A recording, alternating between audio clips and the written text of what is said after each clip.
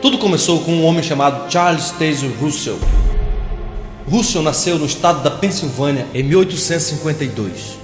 A princípio, Russell tinha enorme dificuldade com a doutrina do futuro castigo eterno. E por isso, perturbado com essas dificuldades, ele tornou-se simpatizante da doutrina dos adventistas, que exatamente negam a doutrina do futuro castigo eterno.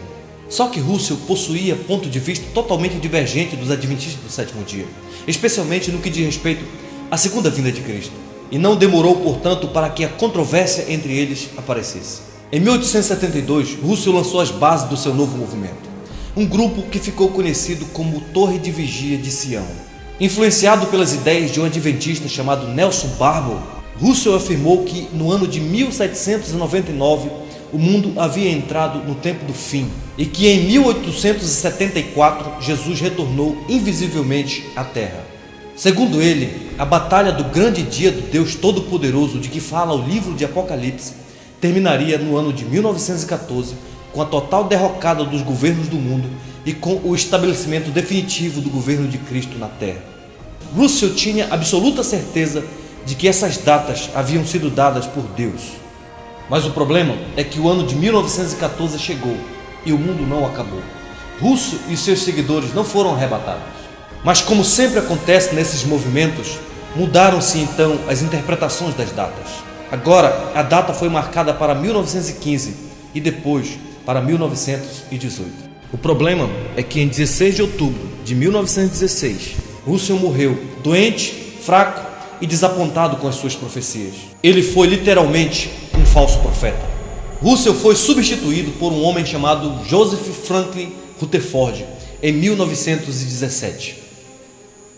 Em 1918, Rutherford já afirmara que muitos daquela geração não morreriam antes do fim do mundo. Fim este que se daria no ano de 1925. Em 1920 foi publicado o livro Milhões que Agora Vivem Jamais Morrerão.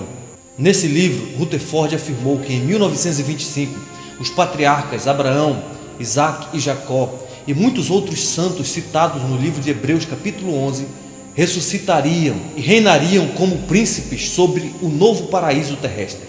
Novamente, milhares de pessoas passaram a seguir as ideias de Rutherford e venderam tudo o que tinham a fim de propagarem as novas doutrinas ensinadas por ele. Quando o tempo do fim se aproximava, as pessoas até mesmo deixaram de trabalhar, porque o tempo do fim estava próximo. Mas 1925 chegou e novamente a profecia falhou. Mais uma vez, a profecia da Torre da Vigia provou ser falsa.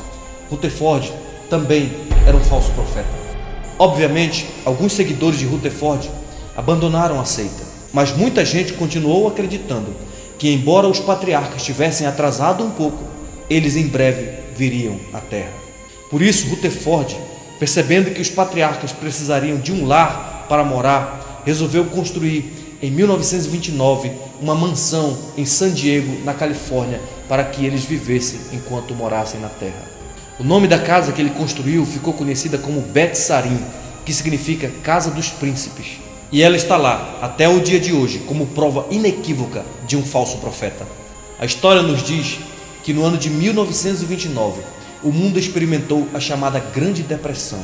A Grande Depressão foi o pior e o mais longo período de recessão econômica do século XX. Mas o que se diz sobre Rutherford é que ele vivia como um milionário na mansão de Bet Sarim. Conta-se também que nesse período Rutherford aconselhava os jovens a não contraírem matrimônios, a fim de que eles pudessem dedicar o máximo possível para a propagação de suas ideias. Mas a grande verdade é que os patriarcas nunca chegaram. Mas o fim sim chegou para Rutherford. O falso profeta morreu em 1942 em Bet Sarim. Ele partiu para a eternidade para prestar contas diante do justo juiz da humanidade, que no livro de Deuteronômio capítulo 18, versículo 22, determinou a morte daqueles que em nome de Deus enganassem as pessoas. Infelizmente, hoje, a maioria dos membros das igrejas Testemunha de Jeová nem sonham que esses fatos tenham ocorrido no passado e nunca ouviram falar da existência da mansão de Bet Sarim.